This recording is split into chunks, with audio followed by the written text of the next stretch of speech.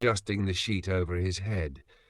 Jimmy gave a nod, signaling me to start recording.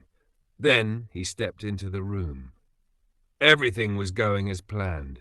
Chris, fully committed, picked up the chair. Then one of us spotted him. Panic flashed across Chris's face. He bolted. But he didn't get far. His foot caught on something, and before he could react, he slammed against the wall behind him. Hard. A nervous laugh slipped out. Then another. But something felt off. That's when we noticed it. The chair, it moved. Not a lot, just slightly.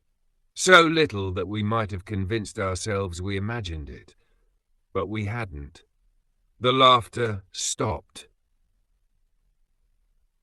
The prison chapel was the last place we wanted to be. But Jimmy, still trying to shake the fear, climbed up to the pulpit, tapping the microphone like he was testing it. "First of all," he announced, forcing a grin, "I'd like to thank Chandler for visiting our humble church." The joke barely landed. Chandler wasn't laughing. He sat stiffly in a pew, his fingers twitching, his eyes darting left and right.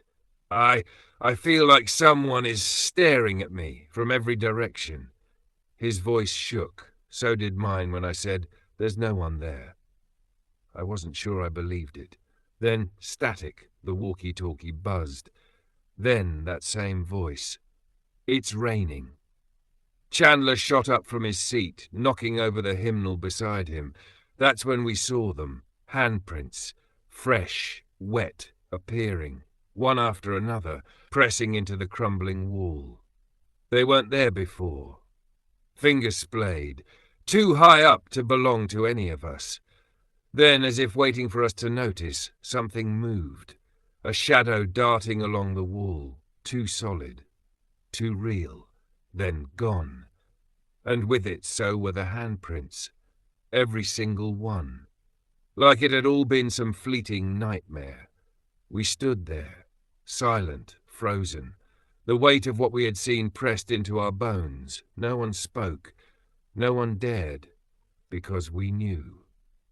This wasn't over.